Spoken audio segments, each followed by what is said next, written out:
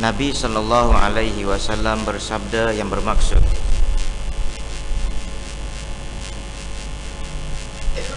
sesungguhnya agama Islam inilah yang telah aku redai untuk diriku,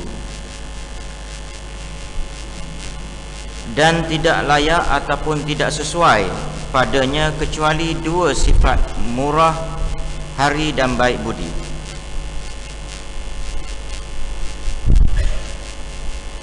Murah hati itu ya, bukan murah hari, murah hati dan baik budi. Fakrimuhu bihima ma sahibtumu, maka muliakanlah agama ini dengan kedua sifat itu selama kamu mengikutinya. Jadi Jabir dia meriwayatkan satu sabda Nabi SAW yang bermaksud, Nabi kata agama yang aku reda ialah agama Islam. Untuk diri aku ni, aku reda agama Islam. Sebagaimana Allah Ta'ala reda dengan agama Islam. Yang terakhir baik. Jadi selama mana kamu, apabila aku reda pada Islam ini sebagai agama, dan kamu pun macam tu juga, kita ni lah meredai bahawa Islam ini adalah agama kita, kita ikut jejak langkah Nabi SAW, maka Nabi kata kemuliaan agama ini pula duduk pada dua sifat. Yang pertamanya as-sakha, baik hati ataupun murah hati as-sakha, murah hati, as-sakhawah. Dan yang keduanya ialah husnul khuluq, baik budi. Jadi dia kata muliakanlah agama ini dengan kedua-dua sifat ini selama kamu ikut agama Islam. Baik. Jadi banyak-banyak tu ialah ini Nabi mungkin bercakap di hadapan orang yang sifat dia buruk, lepas tu kedekut, macam yang saya selalu sebut, dan tuan-tuan pun selalu dengar daripada ustaz-ustaz bahawa Nabi ni dia bercakap, dia tengok orang, bila orang tanya amalan apa yang terbaik, dia kata buat baik dengan mak pak. Soalan yang sama, amalan apa yang terbaik, dia kata sembahyang tepat pada waktunya. Jawapan berbeza, soalan sama. Jadi hak ni kita tak tahu background, latar belakang kenapa Nabi cakap lagu ni. Tetapi apa pun comel belaka. Jadi Nabi kata apa dia? Dia kata selama kamu mengikuti ataupun jadi Islam, maka kalau sekiranya kamu nak tengok keindahan Islam ini duduk pada murah hati dan baik budi pekerti. Sebab itu tuan-tuan, yang dalam kes ini orang pemberita dia pergi ke Mesir, dia kata dia tak jumpa Islam. Dia jumpa Islamnya di Eropah. Di Mesir tak jumpa. Pasal dia tengok perangai buruk orang Mesir. Tuan-tuan boleh tengok, boleh kita tengok, naik bah pun dia berebut.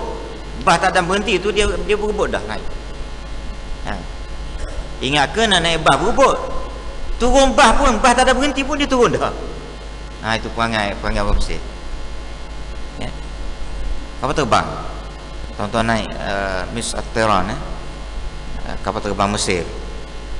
Kalau naik kapal terbang dia, kapal terbang landing tu dia buka dah. Landing, tak? Dia buka dah, dia punya nak ambil bag.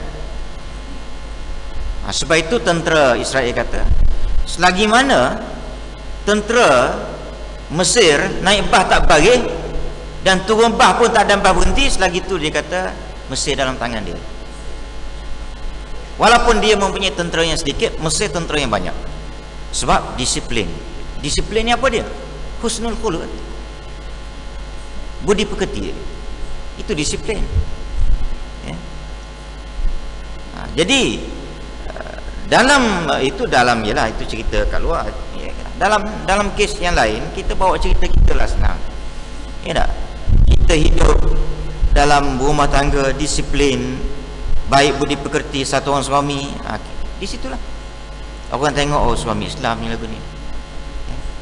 Bila satu orang perempuan mualaf ke, dia kahwin dengan, katalah dia pernah kahwin dengan suami yang tidak Islam, sekali dia masuk Islam, suami dia mati, dia convert to Islam, lepas tu kita pula orang Islam ni kahwin dengan dia, biar dia nampak perbezaan antara yang tak Islam dengan Islam. Suami yang Islam ni jaga perasaan dia. Pasal apa jaga perasaan dia? Sebab suami yang Islam ni diminta supaya bagi nafkah zahir dan batin. Bila sebut zahir, okey, rumah, kereta ada, kemudian pakai, makan minum. Batin perasaan. Batin kena ingat bila sebut batin, nafkah batin kepada isteri ialah nafkah nak jaga roh dia, perasaan dia, emosi dia, batin dia. Janganlah duduk mikir hak sempit. Apa dia hak sempitnya? Kita duduk mikir batin seks. Itu dia. Pemikiran yang sempit. Batin ni emosi. Jadi emosi orang perempuan dia sensitif, kita jaga. Setakat boleh jaga. Kadang-kadang kita jaga tu dia terguris juga, itu cerita lain. Kita jaga habis orang panggil kira betul maksimum lah kita jaga dah, tapi terguris juga, itu cerita lain lah. Itu manusia pula, dia masuk bab manusia. Jaga-jaga pun awak sebagai orang perempuan, awak manusia. Kadang-kadang aku berasa buat comel dah, tapi awak nak berasa hati juga, macam mana? Macam kita bawa kereta slow dah, ikut peraturan, aksiden juga, cerita lain lah. Itu cerita bab takdir pula. Begitulah juga kita dengan isteri ke, belah isteri pula betul juga. Husnul khuluq dia, dia jagalah suami. Berasa benda ni tak molek, duduk fikir sendiri, suami aku kecil hati apa ke, okay, minta maaf, lain kali jangan buat. Tapi kalau terbuat juga, itu cerita manusia. Cuma kita menjaga, jaga diri kita, buat baik pada anak kita pula. Bagi agama secukupnya, itu roh dia. Batin yang perlu kita bagi makan, bagi makan minum, bagi dah. Cuma sekali-sekala termakan babi, itu cerita lain lah. Cuma kita cuba maknanya bagi supaya jangan makan babi, ya tak? Tiba-tiba termakan, itu cerita lain. Bila dah tahu ada benda yang tak elok dalam makanan tu, cukup lah, stop. Hak dah lepas. Janganlah duk tengok dalam TV, Allah jahil betul orang dalam TV. Oh, macam mana saya nak samak ni dalam darah kita ni, nak tukar darah. Gini, itulah tak mari surau masjid. Tak adalah benda yang ni tuan-tuan. Ingat, formula dia lepas. Tak payahlah duk sakit kepala nak pergi cuci darah. Pergi cuci darah di hemodialisis. Pakat pergi belaka. Sebab apa? Nak cuci darah ni makan Cadbury ni. Last kali orang hak patut cuci darah kerana sakit buah pinggang tu mati, tak boleh nak cuci darah. Sebab hak geng-geng ni nak pergi cuci darah belaka. Jadi tak payah sama, tak ada. Cuma dah tahu ada benda tu dalam makanan tu, cukuplah beli, itu je. Cuma ialah secara ringkasnya, antara budi pekerti yang kita kena ada pada diri kita, itu satu. Jadilah darah daging, tapi benda yang kita terlepas pandang, tak perasan kalau benda, Tuhan maafkan. Yang duk sibuk ni, anak duk rasa ni, hak duk sibuk ni banyak orang ni makan rasuah ni. Babi dia cukup sensitif, makan rasuah tak ada masalah. Harta pusaka bagi tak betul, tak ada masalah. Makan kenyang, selera. Bila sebut babi je menggelupuh habis. Jadi ini akhlak kita lah. Akhlak ni kita kena cuba hiasi pada diri kita ni dengan cara ilmu tadilah, belajar baik. Dan begitu juga akhlak anak dengan ayah. Kalau dah kita dah bagi cukup makan pada anak kita dari sudut ilmu, makan minumnya, ilmu agamanya, boleh jadi ada anak yang tak menjadi. Bagi kita, kalau tak menjadi juga, maka jadilah kita sebagai Nabi Nuh alaihissalam. Tak usah kecewa lah, Tuhan tak tanya dah. Kita bagi dah ilmu agama pada dia, hantar sekolah agama ke apa benda, nak jadi macam anak Nabi Nuh juga, tak apalah. Tuhan tanya boleh jawab lah, boleh jawab. Hak tak boleh jawabnya, daripada kecil sampai ke besar tak bagi ilmu agama. Tiba-tiba anak tak sembahyang, tu tak kena, tak lepas. Baik. Jadi ini akhlak lah. Begitu juga dalam masyarakat. Dalam masyarakat tolong jaga perasaan orang lain. Sebab itu ini tu orang lelaki. Orang perempuan lagu tu juga, tapi orang perempuan ni dia kuranglah sikit sebab dia tidaklah maknanya sangat bergaul dengan masyarakat. Kita orang lelaki ni bergaul dengan masyarakat. Pakat jaga belaka. Ya. Perasaan jiran kita, perasaan rakan kerja kita. Kadang-kadang rakan kerja kita tak selesa dengan kita, ya. Kerana fitnahnya, kadang-kadang kerana macam-macam, ya. Jadi itu bukan akhlak. Tetapi kalau akhlak Islam, orang suka kepada kita, ya. Adanya kita dihargai, tiadanya kita dirasai kehilangan. Jangan jadi adanya kita menyampah orang tengok kita. Hilangnya kita lagi suka. Kita tak nak macam tu. Pasal apa sukanya tak ada kita? Sebab dengan tak adanya kita senang hati. Bukan kita lah minta jauh. Apabila seseorang tu tak ada, masyarakat rasa senang hati, masyarakat ahli Korea ke ahli taman ke apa benda, maka itu menunjukkan dia mempunyai perangai yang buruk. Jadi tuan-tuan, hak ni kadang-kadang kita berasa orang suka kedak kita ni, kita berasa. Tapi oleh kerana kita ni sendiri, kita tidak mahu membina satu perangai baik, ya, kita membiarkan perangai buruk itu yang menyebabkan orang sentiasa menyampahkan kita. Di hadapan kita orang senyum, tapi belakang orang kita seolah-olah membuka satu ruang untuk orang yang mengumpat pada kita. Ini yang kita tak nak. Sebab tu jangan ada unsur adu domba. Ini semuanya perangai yang tak elok, ya. Kemudian macam-macam lah, Saya sebut ni tuan-tuan 2-3 hari ni kita mesyuarat agung ni. Hak cerita terbaru ni. Ada orang pergi, tak tahulah, dia kata ahli Korea, jabat agama, minta batalkan mesyuarat. Nak mujurnya pejabat agama ni, dia cerdik, dia tahu dah. Dia kata kami, dia terbiasa dah kira macam ni, ya, minta batal apa benda ni, dia terbiasa. Tapi dia jawab, dia kata mesyuarat dululah, kalau ada benda tak betul ke benda. Saya kata selesalah jawapan itu. Saya kata saya pergi menghadap betul lah, pergi tanya apa benda masalah dia, nak suruh batal. Jadi ini semuanya orang yang saya tak tahu apa masalah dia, ya. Jadi menyusahlah, ya. Menyusahkan kita semua. Jadi kalau ada yang tak betul ke, betulkan, ya. Dan kita akan buat pembaharuan dalam mesyuarat pada hari ini. Saya ingat saya cuba tanya 2-3 masjid lain, tak ada buat. Apa dia? Iaitu kita buat macam audit negara buat, ya. Teguran audit kita header semua pada jemaah pada hari ini. Ya. Itu maknanya saya tanya 2-3 masjid lah, tak tahu masjid lain di banyak, ya. Setakat ni dia kata tak ada audit menegur laporan keuangan. Ini tak, kita buat style audit negara, bentang dalam parlimen, semua rakyat tahu. Kepincangan, penyelewengan ke apa benda ada belaka, tuan-tuan boleh tengok hari ni, ya. Jadi itu maknanya ketulusan kita, ya. Jadi apa yang saya nak ceritanya, perangai buruk ni janganlah, ya. Dalam masyarakat jangan ada menyusahkan orang, ya. Ini perangai buruk lah ni, yang mana pergi duk menghadap, memfitnah sampai pergi kepada pegawai agama masjid apa ni, pihak masjid yang jaga agama apa masjid kita ni, Masjid Seluruh Gombak.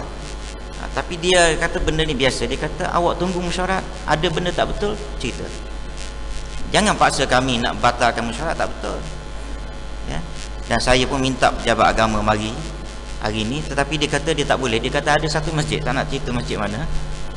Ada masjid ni dia kata lagi teruk dia kata.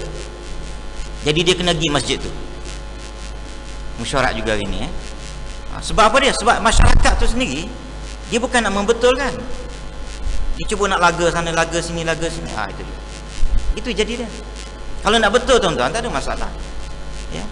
Sebab tak ada, saya rasa tak ada lah maknanya pentadbiran masjid, mana-mana masjid yang nak buat benda yang tak betul. Tak ada pasal-pasal tak nak buat benda yang tak betul masuk penjara tak. Jadi pegawai masjid lagi masuk penjara. Jadi kita tak nak. Tapi kalau ada yang terlepas pandang, ceritalah dalam mesyuarat nanti. Ya. Jadi tuan-tuan hari ni tuan-tuan mari pukul 8.30 mari. Kita start 8.30 ya. Habis tinggi pun kita mungkin postpone apa delay lah pukul 9 ke.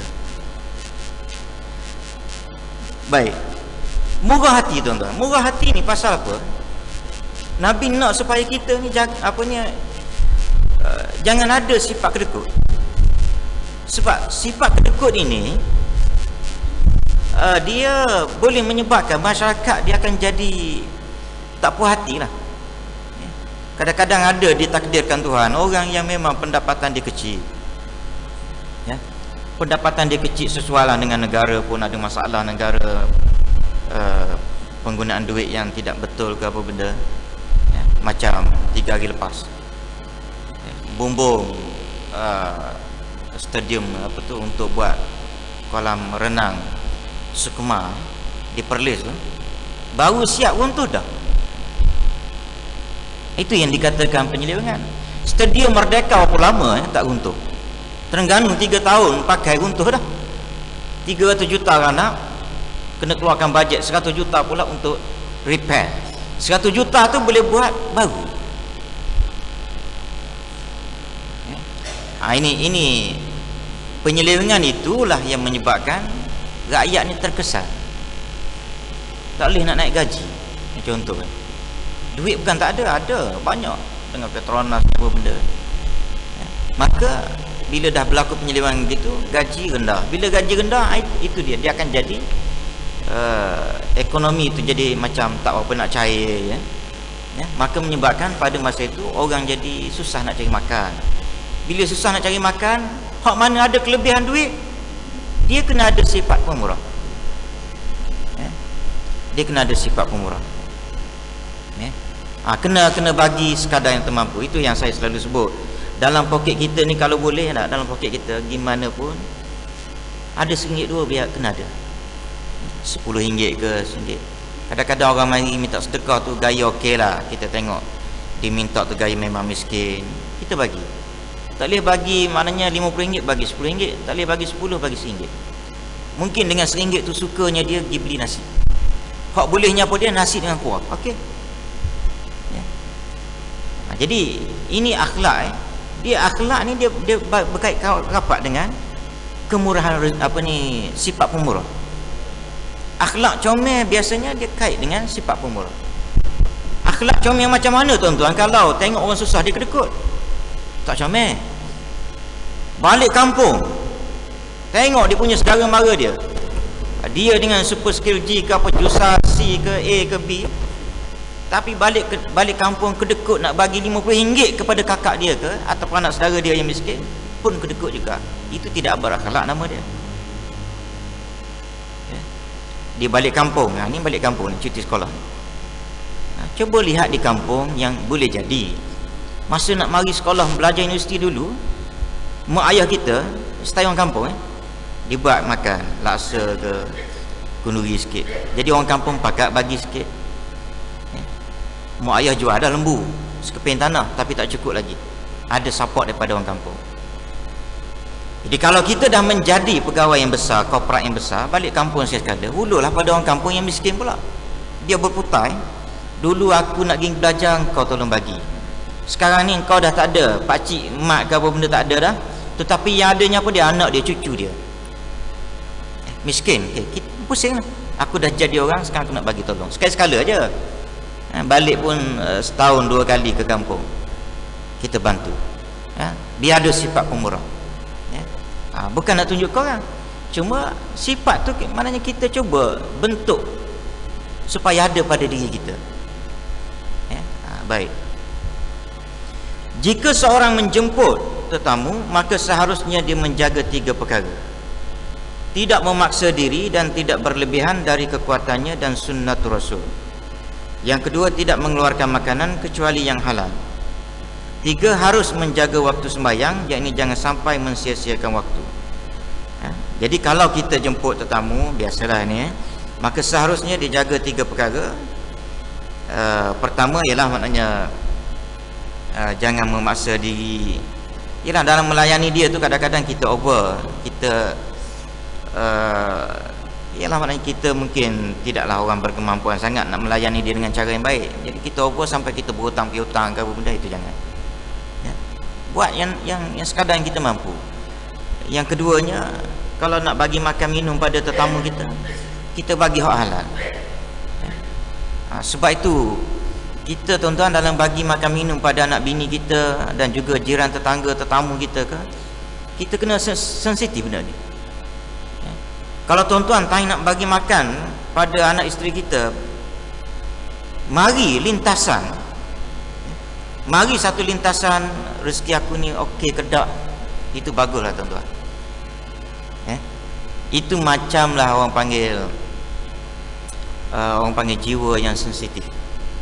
Jiwa yang sensitif ni dia macam bateri. Bateri kereta kalau ada, kita tap dia, belaga sikit je, dia keluar cahaya matahari. Apa cahaya matahari pula dah? Cahaya apa tu yang percikkan tu lah.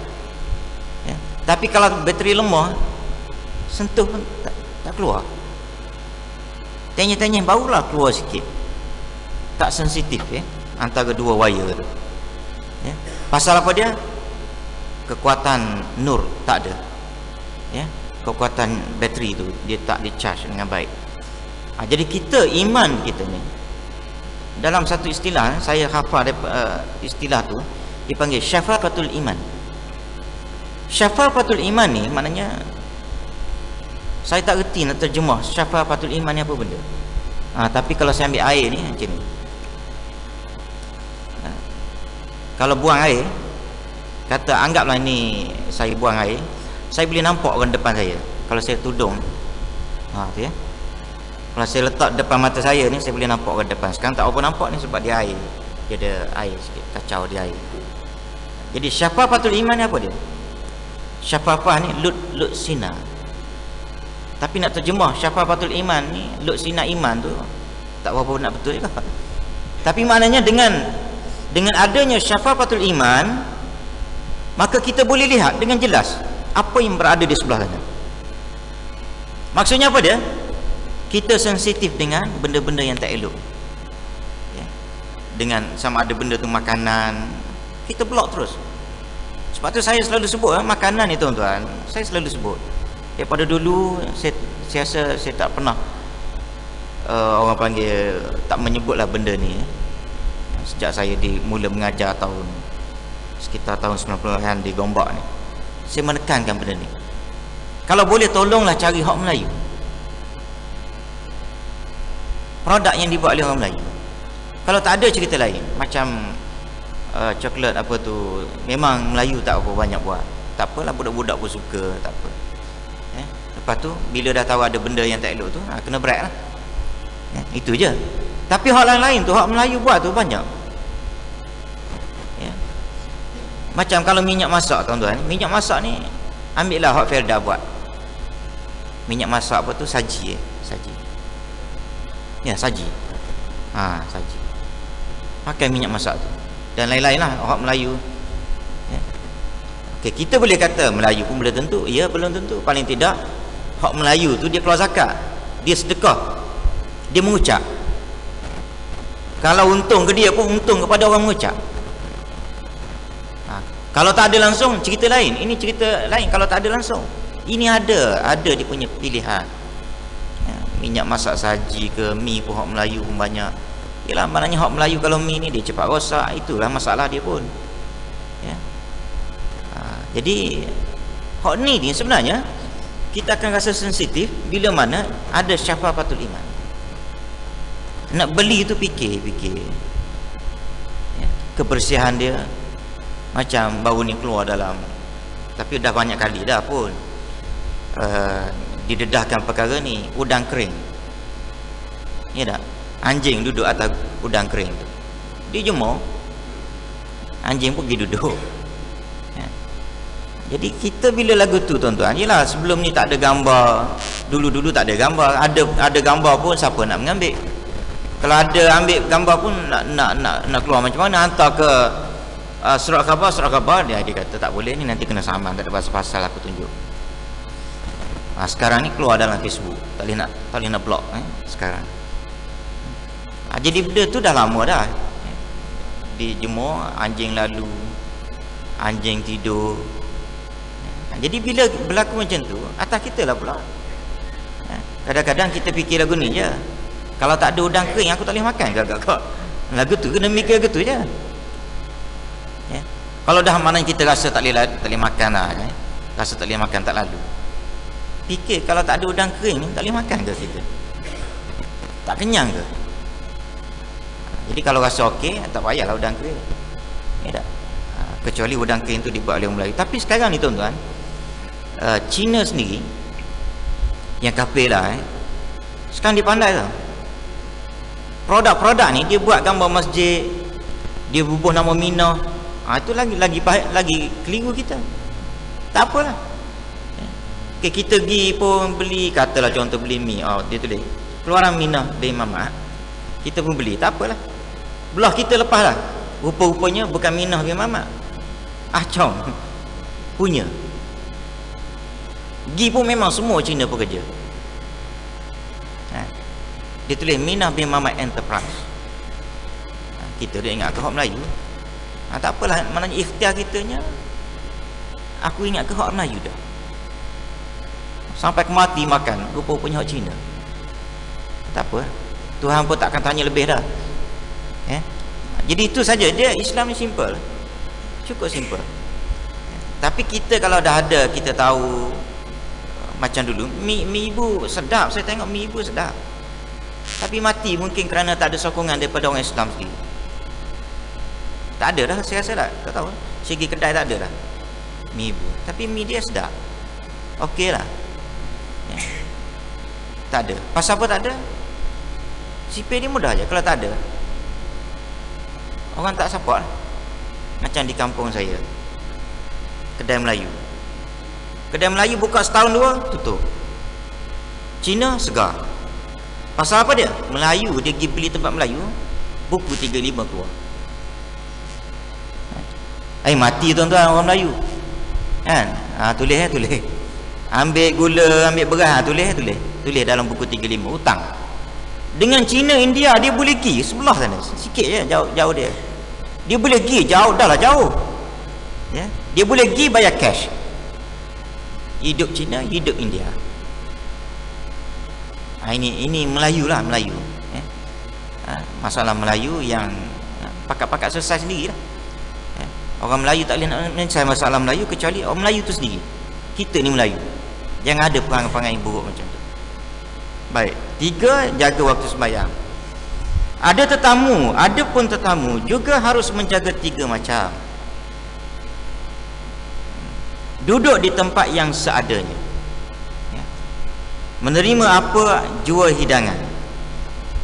Duduk, tetamu bila kita pergi mana-mana pun, kita sebagai tetamu, okey, katalah kita pergi rumah dia bermalam, orang bagi tidur di ruang tetamu, okey lah, tidurlah kita situ kan. Mungkin dia ada 2 bilik je kan, dia, anak dia, habis kita pula tak faham-faham dalam rumah kecil nak pergi juga rumah tu kan. Tak apalah, duduk seadanya. Kemudian terima apa jua hidangan. Terima. Orang hidang makanan ikan kering sikit, kemudian adalah sayur-sayur, okey, jangan duk komplain, takkan ikan kering je saya tetamu kan, tak kawal tak belajar masjid. Bagilah, mana bila tamu datang, bagilah ayam ke, awak duduk kampung, ayam kampung. Jangan komplain. mendoakan orang yang menjamunya ketika selesai makan dan akan keluar, semoga menambah keberkatan.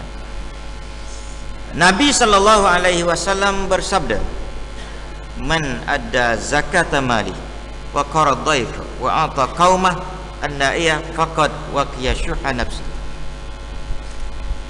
Siapa mengeluarkan zakat hartanya bila dah cukup dan menjamu tetamu dan memberi kepada kaumnya yang jauh-jauh, maka telah terpelihara daripada kejahatan nafsu dia. Baik. Ini nak ceritanya nafsu ni Tuhan buat nafsu ni ialah setiap manusia ni ada nafsu. Nafsu seringkali dikaitkan dengan jahat. Bila sebut nafsu jahat, nafsu jahat. Tapi agama mari ni dia mari, Islam kita ni dia mari, Allah Taala hantar Nabi cerita pada kita macam ni urus nafsu. Nafsu nak makan, pertama sekali syarat dia cari hak halal, bukannya tak bagi makan. Cari hak halal. Okey, lepas tu dia punya tu, itu syarat utama lah. Yang keduanya apa dia? Dia cerita adab pula, adab menguruskan nafsu nak makan. Adab nak makan, selain daripada makanan tu kena hak baik-baik, thayyibat, makanan yang baik, halalan thayyibat. Halal baik. Halal tu satu hal, kedua baik. Kalau halal tak baik, maknanya kena elakkan. Cuma kadang-kadang kita ni tuan-tuan ada kekeliruan macam saya sebut lah. Kita tak makan kambing, sebab kita rasa darah tinggi, dia akan naikkan darah tinggi. Banyak benda hak Nabi suruh ni sebenarnya kita tak buat, kita pasal apa Allah alam. Cuba tengok garam pakcik-makcik garam tu kena bagi tawar sikit. Pasal apa dia? Pakcik-makcik ada darah tinggi. Kambing satu hal lah, saya dah terang dah dulu. Kambing ni orang Arab makan seekor, 4 orang makan, tak ada darah tinggi pun. Kita ni duk takut dengan darah tinggi. Doktor pun kata lembu yang banyak efek pada darah tinggi, kambing tak ada. Baik, habis cerita tu. Ni cerita garam pula ni. Jadi hak doktor kata kena kurangkan garam, Nabi kata nak makan garam dulu. Kontra macam mana ni? Macam mana nak adjust supaya biar jadi, kita nak ambil Nabi ni. Masalahnya nak pakai hak Nabi, Nabi kata pakai colik apa ni, jari tu dan hisap garam dulu, kemudian baru makan. Doktor kata kurangkan garam. Nak adjust supaya boleh ni, macam mana nak pakai hak Nabi? Di samping kita menghormati doktor ni, rupa-rupanya tuan-tuan, hak Nabi cakap ni, dia garam ni banyak jenis rupanya. Kalau tuan-tuan beli hak murah-murah kedai tu, yang jenis murah tu, itu betul. Garam yang memberi efek kesan kepada darah tinggi. Tapi garam yang kalau makan tak ada masalah, bahkan mungkin mengurangkan darah tinggi, ialah garam dipanggil garam, saya nak cakap apa, dia macam kristal, tapi mahal sikit. Mungkin orang di sini popular dengan garam bukit ke apa benda, garam bukit. Yang itu yang saya rasa apa ni, dia punya garam bukit ni halal je rasa ada jual. Ada sebab saya punya restoran saya pakai yang tu, halal je. Dan dia masin nak lawan dengan garam yang kata doktor tak bagi makan tu tuan-tuan, itu dia kurang masin. So saya kata pakai garam ini, standard garam ni masin, jangan tukar. Saya beritahu pada pekerja, kalau tukar dia akan efek pada rasa kita punya apa tu lah maknanya masakan kita. Sebab apa? Dia kurang masin. Hak biasa ni kurang masin. Yang garam bukit ini, dia ada satu lagi garam yang standard kristal ke apa benda. Jadi yang itu tuan-tuan kalau makan dia boleh reduce kita punya darah tinggi. Itu yang dia kata hak Nabi macam mana tuan-tuan? Tuan-tuan yakin hak Nabi tak tipu. Cuma kena cari, kena fikir shortcut, select kat mana. Doktor kata jangan makan. Nabi pula kata boleh makan. Makan dengan garam. Garam pula menghilangkan penyakit. Menghilangkan penyakit. Garam tu sendiri menghilangkan penyakit. Macam mana doktor kata jangan makan garam? Doktor kata jangan makan garam. Garam biasa. Garam yang Nabi recommend, no problem. Biarlah habis sikit duit pun tak apa, belilah. Nak kira saya, kalau saya orang meniaga, saya pakai garam biasa. Tapi mana kita nak suruh orang sihat, suka makan, kita bagi garam yang mahal. Tak ada masalah. Baik. Jadi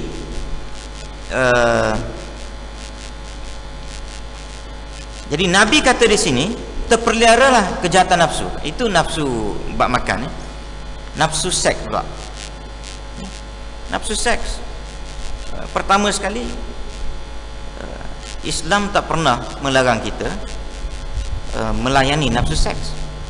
Islam lagi diurus. Nak kahwin. Tak cukup seorang, dua. Tak cukup dua, tiga. Tak cukup tiga, empat. Empat tu tak ada. Habis. Bila timbul isu kahwin 2, 3, 4, ada orang kata, yang biasa dah perempuan kadang-kadang dia mari jumpa borak, dia kata orang lelaki ni ikut nafsu, kahwin ikut nafsu. Saya betul sikit, saya bab ni saya kena betul terus. Saya kata kalau setakat kahwin bukan kerana nafsu, tak payah kahwin. Kahwin ni tuan-tuan betul-betul dia nak jaga nafsu, dia nak layani nafsu. Kahwin ni nak melayani nafsu. Kalau kita dengan perempuan nak bagi duit pada perempuan, tak payah kahwin. Nah, ambil duit. Tengok dia nampak gaya miskin, ambillah duit kak. Adik ke, akak ke. Tengok dia janda, contoh dia janda, ditinggalkan suami ke, lepas tu dia miskin, okey. Dia tu pula comel katakan, ada rupa. Nah, akak ambil duit. Saya bagi akak 1,000 sebulan. Pasal apa dia? Akak janda ataupun adik janda ke, ataupun adik juga nampak comel, saya bagi 1,000 sebulan. Tak apalah, pergilah. Duduk rumah dia, bulan depan bagi pula 1,000 ni 1,000. Saya ada rezeki lebih pula, bulan ketiga pula 1,500. Tak payah kahwin tuan-tuan. Tapi bila dia kata, dek saya berasa saya tak tahan lah tengok adik, nafsu mari. Bila mari nafsu, dek boleh tak kita pergi satu tempat jalan-jalan? Islam kata tak boleh.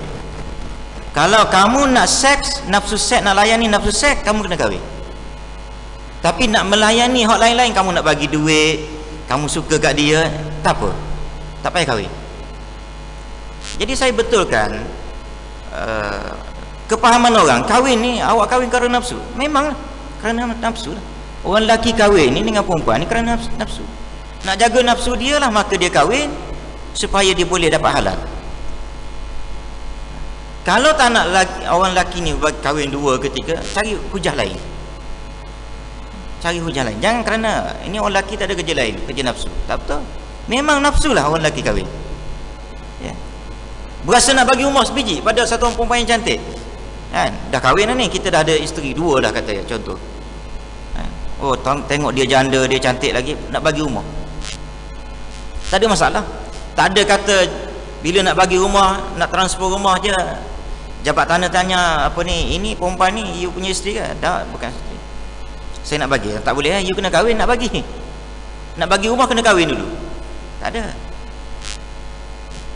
Tapi bila pergi jabat agama saya, ataupun tak payah pergi lah, maknanya tengok berdua-duaan, jabat agama mari. Awak dah kahwin? Tak lagi. Tak boleh, kena kahwin. Berdua-duaan, apa berjalan, apa benda ni. Jadi bila lagu tu, kerana apa dia? Kerana awak takut awak terbabas nafsu ni, maka elok kena kahwin. Ya. Jadi dengan sebab itu tuan-tuan, di sini terpelihara daripada kejahatan nafsu. Baik, apa dia faktor yang boleh memelihara daripada berlakunya kejahatan nafsu kita? Pertama sekali, zakat. Zakat keluar, bagi zakat, keluar zakat, sedekah kau benda, itu maknanya dapat memelihara nafsu kita. Ya, saya nak cerita tentang zakat sedekah sikit ya. Dah banyaklah kali cerita. Tuan-tuan, kalau tuan-tuan ada sakit, tuan-tuan cuba confident sebab dalam hadis Nabi kita dah baca, rawatlah penyakit kamu dengan zakat dan sedekah. Zakat boleh merawat penyakit kita. Kalau tuan-tuan rasa benda pergi jumpa doktor dah habis duit, tapi orang tak percaya, tapi tuan-tuan kena percaya. Tuan-tuan awal surah ni sakit sangat, niat betul-betul, ya Allah ya Tuhanku, 1000 bagi 500, aku habis dekat 30,000, 40,000 dah berubat, tak baik-baik. Bagi niat ikhlas betul kerana Allah Ta'ala, aku harap doa dengan sedekah aku ini dapatlah sembuhnya penyakit aku. Macam yang saya cerita pada tuan-tuan, orang dia apa tu tak dapat anak, dia mari jumpa saya, ini cerita tahun 90-an. Mari jumpa, cakap dia tak dapat anak, macam mana nak dapat anak? 9 tahun kahwin. Dia kata dah habis dah jumpa, tak nak sebutlah doktor pakar tu, yang selalu popular zaman tu. Sekarang dah kurang popular, tapi masih ada. Tapi keseluruhan dia kata lebih 30,000 dah, dia kata. Berubat kampung. Tak? Last kali dia kata masa dia jumpa saya, last kali sekarang ni orang suruh minum susu arnab. Susu arnab.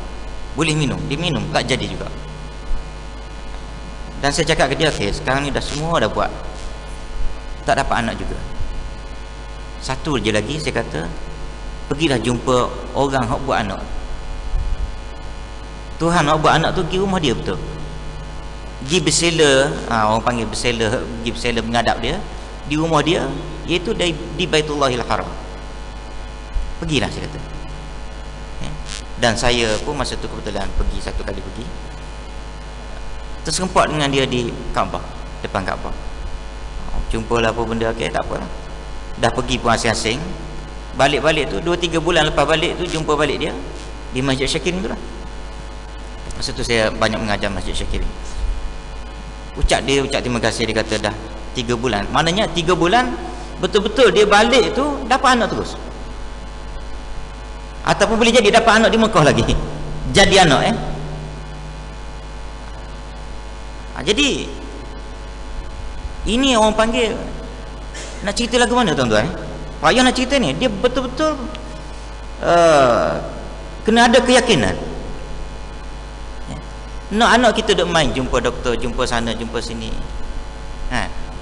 Dan dia ada satu lagi faktor, tak boleh dapat anak ni, dipanggil ada satu saka. Saka ni buka dalam kitab tak apa nak jumpa. Saka ni dia keturunan itu dia boleh makan air mani yang ada dalam rahim perempuan. Kalau perempuan tu ada saka, dia panggil jin. Kena buang-buang waktu dulu. Tak dapat anak juga, tu barulah maknanya ikhtiar kita pergi jumpa Allah Ta'ala.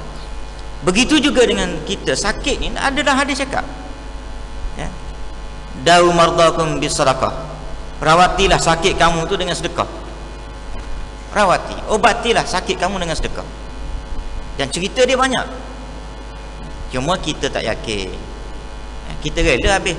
Sebab tu saya kadang-kadang condemn lah, kita ni kadang-kadang kita jumpa doktor sana, doktor sini tak menjadi. Last kali jumpa, kadang-kadang jumpa bukan doktor, satu orang hamba Allah Ta'ala yang boleh baca sikit ayat-ayat Quran, boleh buat air sikit, bagi minum, jadi.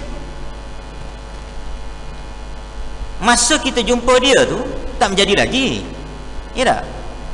Dia buat air tawar, jumpa ustaz kan, boleh tiup-tiup sikit apa benda, kita pun bagi RM10. Tak apa, bagi RM10 pada, nak kata bomo ke ustaz ke, pulanglah. Tapi bila dah menjadi lepas jumpa dia tu tuan-tuan, tak boleh ke kita pergi sedekah ke dia? Nah, ambil lah, saya habis dekat RM50,000. Saya nak bagi kat mananya ustaz ke dengan encik ke yang kata tak bawa ni, saya nak bagi 5,000. Tak ada tuan-tuan. Saya banyak bertanya orang-orang yang merawat. Ini maknanya jahatnya kita, tak adilnya kita. Dah menjadi bertahun penyakit kita, jumpa dia settle masalah. Ada ustaz-ustaz yang ikhlas dibaca Quran, dia buat menjadi. Sebab tu akhir sekali ada hak jenis pakar dalam bidang perubatan ini. Senang-senang cerita, dia kata buka file cas RM500 lalu.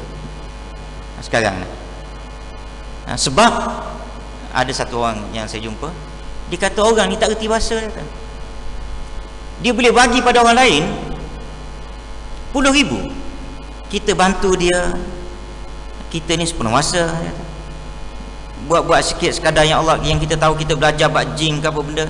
Kadang-kadang manusia sakit kerana ada gangguan jin, kita keluarkan, alhamdulillah jadi. Tak adalah kata nak mari balik, terima kasih banyaklah, ambillah 1,000, tak ada. Sekarang ni dia ada jenis yang proporsional betul. Mari pejabat dia buka file 500. Lepas tu buat rawatan. Tak jadi, awak pergi jumpa doktor pun tak jadi kau. Kalau jadi, alhamdulillah lah. Baik. Kemudian jamu tetamu. Nak buang kejahatan nafsu kita ni, jamu tetamu dan beri kepada kaum yang jauh-jauh, memberilah. Kaum macam saya sebutlah, keluarga kita di kampung tu, cubalah kita pandang pada dia, sekadar balik kampung tu kita bagilah pada mereka untuk mereka survive hidup mereka dalam dunia ini. Baik, sekadar tu saja. Akhir sekali nak ingatkan, pukul 8.30 ni kita start mesyuarat agung untuk masjid ni. Diharap semualah dapat hadir, dan kalau boleh hadir dengan bawa pandangan idea yang baik untuk membangunkan masjid. Wallahu a'lam. Bismillah. Alhamdulillahirabbil alamin, wassalatu wassalamu ala asyrafil wa ala alihi wa sahbihi ajma'in. Allahumma ighfir lana dhunubana wa liwalidina wa li jami'il muslimina wal muslimat al-ahya'i minhum. Allahumma ij'alna minal ladzina yastami'una al-qawla. Sallallahu alaihi wasallam. Alhamdulillah.